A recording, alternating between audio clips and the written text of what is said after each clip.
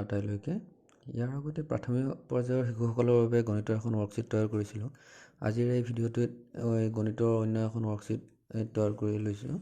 সেইখন আপোনালোকৰ মাজত লৈছোঁ। ইয়াতে প্ৰথমতে এই ৱৰ্কশ্বিটখনত প্ৰথমতে আমি কেইটামান নাম্বাৰ দিছোঁ আৰু নাম্বাৰৰ এগেইনষ্টত কেইটামান চিম্বল দিছোঁ আৰু শিশুসকলক আমি সেই চিম্বলকেইটাত কালাৰ কৰিব দিলোঁ। ইয়াতে 3 আছে ধৰক ইয়াতে আমি 3টাত কালাৰ কৰিব দিম। ইয়াতে 4 আছে 4টাত কালাৰ কৰিব দিম। ঠিক একেধৰণে যি নাম্বাৰ আছে তাৰ এগেইনষ্টত থকা চিম্বলকেইটাত আমি কালাৰ কৰিব দিম।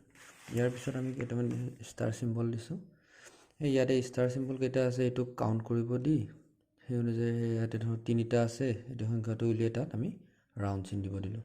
ইয়াতে আছে 5টা ইয়াতে 5 সংখ্যাটো বিচাৰি ওলাই 5ৰ ঘৰটোত আমি গ'ল চিন দিব দিলোঁ।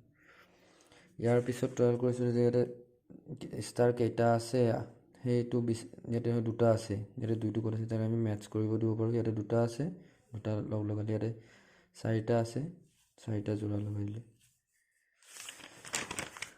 ইয়াৰ পিছত দিছিলোঁ কেইটামান চিম্বল। এই চিম্বল অনুযায়ী ইয়াত কিমানটা চিম্বল আছে হিচাপ কৰি ইয়াতে ওচৰত আমি এই সংখ্যাটো লিখিব লাগিব। ইয়াতে আছে 4টা 4 লিখিলে ইয়াতে 2টা আছে ইয়াতে আমি 2 লিখিব দিব পাৰোঁ। ইয়াৰ পিছত দিছিলোঁ কেইটামান আমি নাম্বাৰ কেইটাই আমি অলপ বেলেগ বেলেগ এৰেঞ্জ কিছুমান চিম্বল হোৱাকৈ এৰেঞ্জ কৰি দিছোঁ। ইয়াতে 1ৰ পৰা আমি 2টো মেটচ কৰিলোঁ 2ৰ পৰা 3 লৈ 3ৰ পৰা 4 4ৰ পৰা 5 5ৰ পৰা 6 তাৰপিছতে 6 to 7 7 to 8। এতিয়া এটা আমি আকৃতি এটা লৈছোঁ। এতিয়া ধৰক এই আকৃতিটো আমি সম্পূৰ্ণ কৰিও দিব পাৰোঁ। ধৰক এনেকৈ লগ লগাই দিলোঁ। এতিয়া আমি শিশুসকলক এতিয়া ক'ব সিহঁতে সহজে গম পাব যে এইটো এটা কি হৈছে ঘৰৰ আকৃতি হৈছে। আৰু তেনেকুৱা ধৰণৰ আমি অন্যান্য যদি আকৃতি বনাই তেওঁলোকক জইন কৰিব দিওঁ সিহঁতে এইবিলাক কৰি ভাল পাব।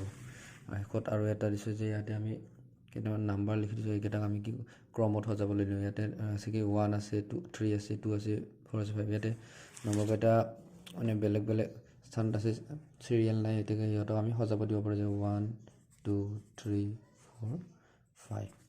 ঠিক তেনেদৰে বাকীকেইটাও আমি শিশুসকলক সজাবলৈ দিব পাৰোঁ। ধন্যবাদ। ভিডিঅ'টো কেনেকুৱা পালে আপোনালোকে জনাব।